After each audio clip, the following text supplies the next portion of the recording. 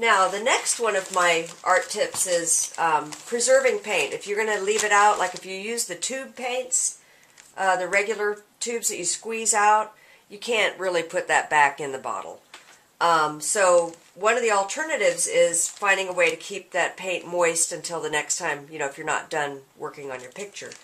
I was online and I saw that they actually sell these plastic cases that have a sponge on the bottom and then palette paper on top. So you wet the sponge, your palette paper's on top with your paint, and that sponge keeps the paint moist because it has a lid that seals it. So I thought, well, why can't I make my own?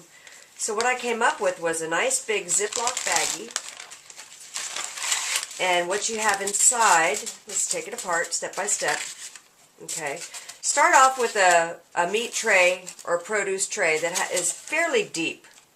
Okay. And then that way, when you put it inside the Ziploc baggie, the plastic goes over and it won't smash down on your paints, okay? So you want one that has a higher lip than the ones that I used earlier, than like this one. This one's too flat. You want one that has an edge on it. So you take this, and then you take your paper towel, and you wet it. We're just going to pretend it's wet. You wet it, you put it on the bottom, and then you take a piece of aluminum foil. And foil is another handy palette to use. So we're just going to use aluminum foil in this example. You put this down.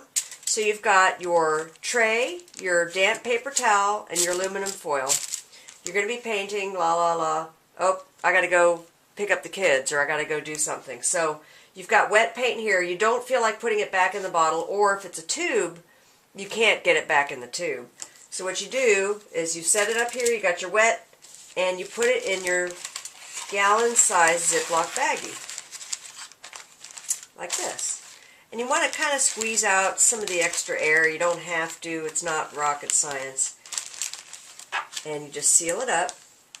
And the moisture in the paper towel will help keep your paints wet for the next time when you can come back and finish working on your picture. And that's it. So this, I just put this together. I thought this would be a nice, simple way to do it.